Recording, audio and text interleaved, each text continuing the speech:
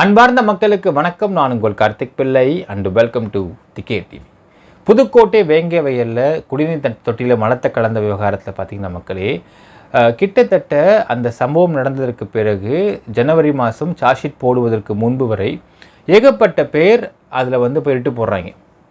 அதில் ஒருவர் மதுரை உயர்நீதிமன்றத்தை போட்ட ஒரு ரிட்டுனால இப்போ எப்படி உண்மையான குற்றவாளிகள் மாட்டிக்க போகிறாங்க அப்படிங்கிறத பற்றியும், இதில் திருமாவளவனும் விடுதலை சிறுத்தை கட்சியும் சேர்ந்தவர்கள் எப்படி கள்ளக்குறிச்சியில் ஒரு கலவரத்தை ஈஸியாக பண்ணிட்டாங்களோ, அதே மாதிரி இந்த வேங்கவேல் விஷயத்தையும் ஒரு கலவரத்தை பண்ணி எங்கள் ஆளுங்க மேலே நீங்கள் சார்ஜ் ஷீட்டு போடுறீங்களா, நாங்கள் யாரும் காட்டுறோம் பாருங்கன்னு ஒரு ஸ்டண்ட் கொடுக்க ட்ரை பண்ணிட்டு இருக்காங்க மக்களே. இந்த அளவுக்கு உடைக்கப்பட்டிருக்க டீட்டெயிலாக பார்க்க போகிறோம் இந்த பதிவில்.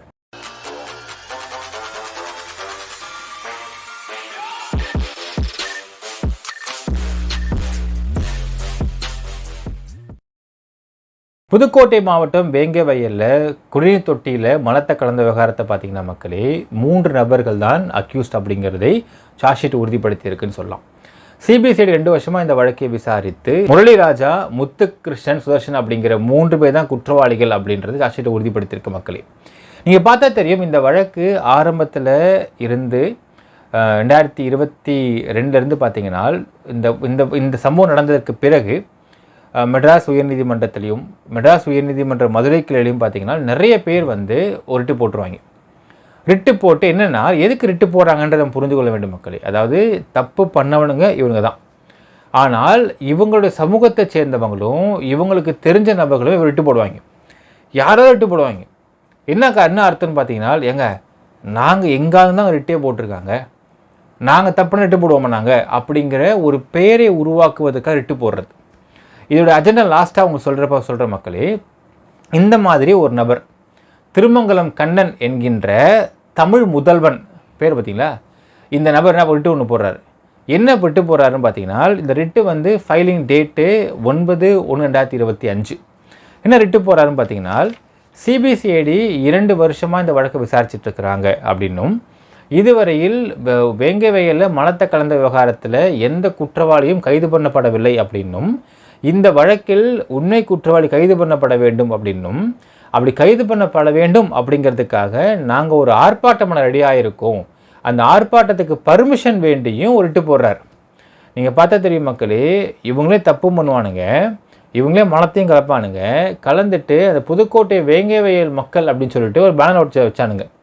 அந்த பேனரில் இத்தனை நாளாக சிபிசிஐடி தூங்கிக்கிட்டு இருக்கு, ஆமையோடு ஸ்லோவாக நகர்றாங்க, நத்தையோட ஸ்லோவாக போகிறாங்க, இதெல்லாம் கூட தோற்று போயிருங்க சிபிசிஐடி கிட்ட அப்படிங்கிற மாதிரி நக்கலாக திமிருத்தனமாக ஒரு பேனர் வச்சுருந்தாங்க. இந்த பேனர் வைக்கிறது, ரிட்டு போகிறது எல்லாம் பார்த்தீங்கன்னா வெளியே தான் குற்றமற்றவன் அப்படிங்கிறத காமிச்சிக்கிறாங்களாம். ஒரு திருட்டு பை எப்படி திருடன் சொல்ல மாட்டானோ அதே மாதிரி இந்த வேலையை அவங்க பார்த்துட்டு இருப்பானுங்க மக்கள். இதை நம்மளோட கொலோக்கியலாக பார்த்தீங்கன்னா வேறு மாதிரியும் சொல்லுவாங்க. ஒரு கூட்டத்தில் நின்றுட்டு இருக்கிறப்போ எவனோ ஒருத்தன் காற்று போட்டுருவான், போட்டுட்டு யாரா போட்டது நாறுது அடிம்பான்.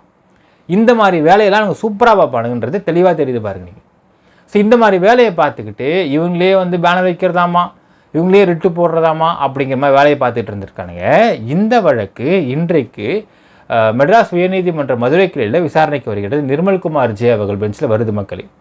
இந்த இடத்துல பப்ளிக் ப்ராசிக்யூட்டரான ஹசன் முகமது ஜின்னா என்ன கொடுத்துருக்காரு ஸ்டேட்மெண்ட் பார்த்தீங்கன்னா, இந்த புதுக்கோட்டை வேங்கை வயலில் தண்ணீர் தொட்டியில் மலத்தை கலந்தது ஒரு சாதிய மோதலோ இல்லை அரசியல் காழ்ப்புணர்ச்சியோ கிடையாது, ஒரு தனிப்பட்ட நபருடைய இண்டிவிஜுவலான தனிப்பட்ட பிரச்சனைக்காக அவர் பழிவாங்கும் நடவடிக்கையை பண்ணுறதுக்காக இந்த மாதிரி வேலையை ஒன்று பார்த்துருக்காரு அப்படிங்கிற முதல் ஸ்டேட்மெண்ட்டு செம்ம ஸ்டேட்மெண்ட் சொல்லலாம் மக்களே. அடுத்தது, இந்த வழக்கில் 2 வருஷமாக உங்களுக்கு சிபிசிஐடி விசாரித்து கிட்டத்தட்ட 389 சாட்சிகள் ப்ரொடியூஸ் பண்ணிருக்கிறாங்க. சார்ஜ் ஷீட் போட்டாங்க மக்களே, சார்ஜ் ஷீட் ப்ரெசென்ட் பண்ணியாச்சு. அதில் 389 சாட்சிகள் இருக்கின்றன. 196 செல்ஃபோன் மட்டும் பறிமுதல் பண்ணப்பட்டு ஃபாரன்சிக் டிபார்ட்மெண்ட் அனுப்பப்பட்டு, இந்த ஃபாரன்சிக் லேபில் டெலிட் பண்ணப்பட்ட வீடியோஸ், டெலிட் பண்ணப்பட்ட ஃபோட்டோஸ், டெலிட் பண்ணப்பட்ட ஆடியோ ரெக்கார்டிங் எல்லாத்தையும் எடுத்து கைப்பற்றிருக்கிறாங்க. அது மட்டும் இல்லாமல் இந்த சுதர்ஷன் மற்றும் முத்துகிருஷ்ணன் 2 பேரும் டேங்க்கு மேலே ஏறி நின்றுக்கிட்டு ஃபஸ்ட் செல்ஃபி எடுத்துருக்கிறாங்க. செல்ஃபி எடுத்தது மட்டும் இல்லாமல் அந்த இடத்துல மலம் கலக்கப்பட்டதுக்கு பிறகு, இது ரொம்ப குரூஷியல் எவிடன்ஸ் மக்கள், இதெல்லாம் வெளியிடாமல் இருக்கிறாங்க போலீஸ், நம்ம பார்க்க வேண்டியது இருக்குது. யாரோ ஒருவருக்கு ஃபோன் போட்டிருக்கிறாங்க அப்படின்னும், அந்த ஃபோன் போட்டுட்டு மலத்தை கலந்தாச்சு அப்படின்னு சொல்லியிருக்கிறாங்க அப்படின்னும், இதற்கான ஆடியோ ஆதாரம் கைப்பற்றப்பட்டிருக்கிறதா தகவல் கிடைக்கப்படுகின்றது. இது சொல்லப்பட்ட நேரம் 7:37. அப்போது காலையில் கிட்டத்தட்ட 6 மணிக்கு அந்த பர்டிகுலர் ப்ளம்பரு இந்த வால்வு ஓப்பன் பண்ணி விட்டு டியூடிக்கு போயிருக்காரு.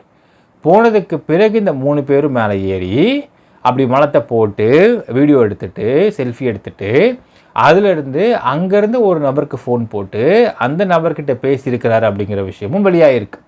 இதற்கான குரூஷியல் ஆடியோ எவிடன்ஸும் கிடச்சிருக்கு. அந்த நபர் பிரபாகரனாக இருப்பதற்கு வாய்ப்பு இருக்கிறதா நாம் விசாரிக்கும் போது தெரிய வருகிறது மக்களே. இப்படி இருக்கும் பட்சத்தில் இந்த பேசிய நபர், எதிர்முன்னில் பேசிய நபர், இந்த மாதிரி பல பேருடைய ஆடியோக்கள் சரி உறுதிப்படுத்தப்பட வேண்டும். அதற்காக குரல் மாறி பரிசோதனை பண்ணப்பட்டிருக்கிறது. இவ்வளவு குரூஷியல் எவிடன்ஸை வச்சுக்கிட்டு இந்த வழக்கு சார்ஜ் ஷீட் போடப்பட்டிருக்கிறது அப்படிங்கிறதை பார்க்க முடிகின்றது மக்களே. இது மட்டும் இல்லாமல் இந்த செல்ஃபி எடுத்தது, வீடியோ எடுத்தது, ஆடியோ ரெக்கார்டிங்ஸு, ஃபோட்டோஸு எல்லாத்தையும் கைப்பற்றுறது மட்டும் இல்லாமல் அது நிறைய பேர் டிஎன்ஏ டெஸ்ட் எடுத்துருக்கிறாங்க. ஸோ இவ்வளோ விஷயம் எடுக்கப்பட்டு தான் இந்த இடத்துல குற்றவாளியை உறுதிப்படுத்திருக்கிறாங்க சிபிசிஐடி அப்படிங்கிறதே பார்க்க முடிகின்றது. சும்மாலாம் பண்ணல மக்களே இந்த விஷயத்தில். ஸோ இந்த ஒரு வழக்கு விசாரணைக்கு வந்தவொடனே விசாரணைக்கு வந்து இந்த விஷயங்கள் அனைத்தும் ப்ரொடியூஸ் பண்ணப்படுகின்றது நீதிமன்றத்தில். நாளைக்கு இந்த ஒரு வழக்கில் தீர்ப்பு கொடுப்பதற்கு ரெடியாக இருக்கிறாங்க நிர்மல்குமார் ஜே பென்ச் அவர்கள். இப்போ யோசிச்சு பாருங்கள் மக்களே, என்னங்க உங்களுடைய ப்ரேயரு? சார் உண்மை குற்றவாளி கைது பண்ணப்படலை சார், அவ்வளோதானே வேணும், கைதுன்னு போட்டு 2 போட்டான்னு வச்சுக்கோங்க. நாளைக்கு சம்பவம் தரமான சம்பவம் வெயிட் பண்ணலாம் எதிர்பார்க்கலாம் மக்களே. நாம் எதிர்பார்த்த மாதிரியே இந்த முரளி ராஜா, சுதர்ஷன், முத்துகிருஷ்ணன் 3 பேரும் முதன்மை குற்றவாளிகள். இவங்க 3 பேரும் கைது பண்ணப்பட வேண்டும் அப்படிங்கிறது தான் போட்ட பெட்டிஷனுடைய யார் அவர் பேர் பார்த்தீங்கன்னா தமிழ் முதல்வன், அவர் போட்ட பெட்டிஷனுடைய ப்ரேயராக இருக்கிறது.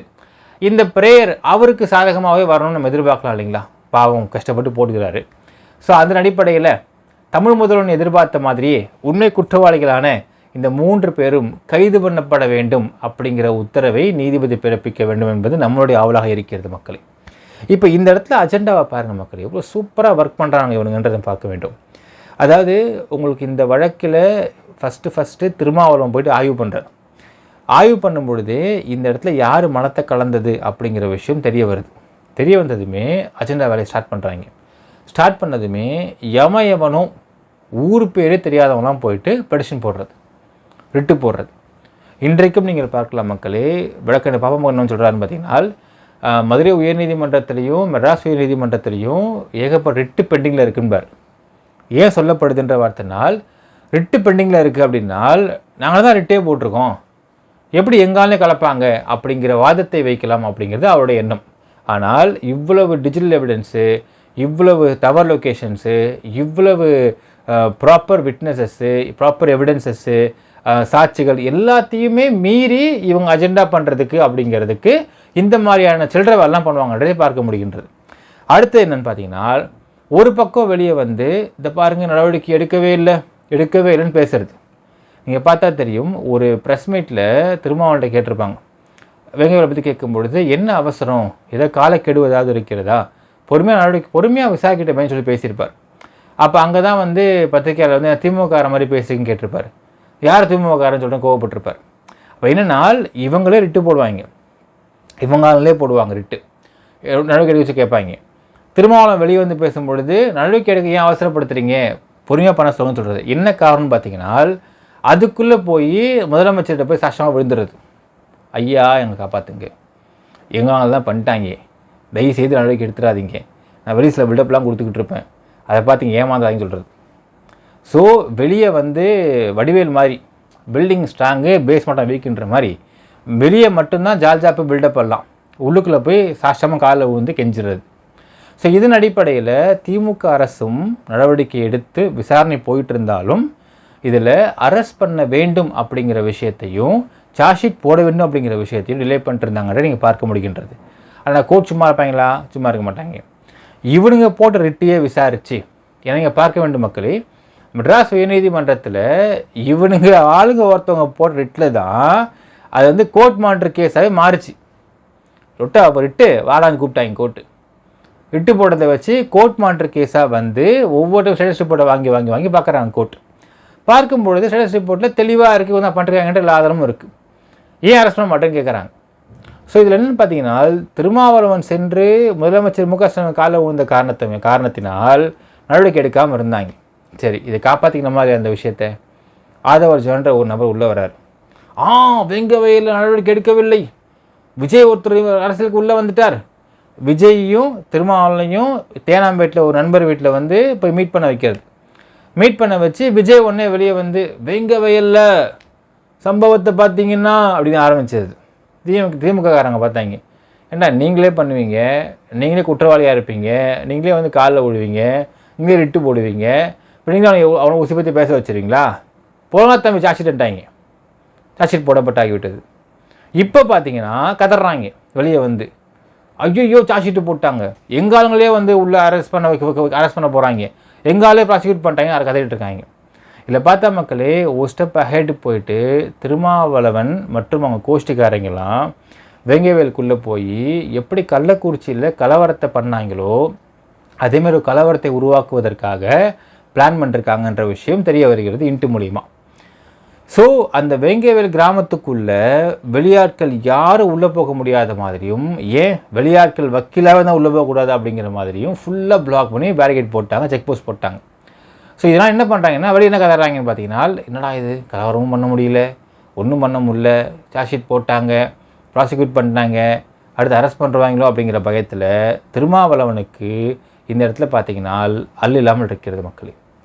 ஏன் அல்லாமல் இருக்குன்னு பார்த்தீங்கன்னா, திருமாவளவனுடைய மொத்த அஜெண்டாவும் அவங்க பண்ண மொத்த பிரச்சனையும் மொத்த வேலையும் 2021 எந்தெந்த வழக்கில் இவங்க அஜெண்டாவை ஃபாலோ பண்ணாங்களோ அந்தந்த வழக்கு எல்லாமே முடிவு கொண்டு வரப்பட்டு கொண்டிருக்கின்றது அப்படிங்கிறது திருமாவளவன் மட்டுமல்ல மக்களே, தலித் சமூகத்து மக்கள் யாரெல்லாம் ஒழுங்காக மூட்டு படித்தோமா, நல்ல உத்தியோகத்துக்கு போனோமா, குடும்பத்தை காப்பாற்றணுமான்னு இல்லாமல் இந்த மாதிரி திருட்டு வேலைலாம் பண்ணுறாங்களோ, நம்ம திருட்டு வேலைக்கு விடுதலை சிறுத்தை கட்சியில் திருமாவளவன் யூஸ் பண்ணிட்டு பண்ணுறாங்களோ எல்லாருக்கும் ஆப்பு ரெடி ஆகிட்டுருக்கு அப்படிங்கிறதை பார்க்கும் பொழுது நமக்கு சந்தோஷமாக இருக்குது.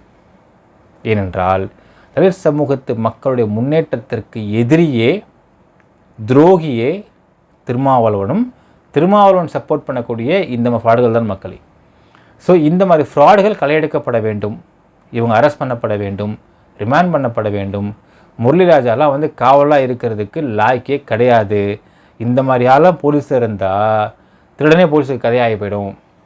ஸோ அதனால் வந்து அரெஸ்ட் பண்ணி ரிமாண்ட் பண்ணி வேலையை காலி பண்ணப்பட வேண்டும் எதிர்பார்க்குற மக்கள் நினைக்கின்றதை கமெண்ட்டில் மென்ஷன் பண்ணுங்கள். நன்றி, வணக்கம்.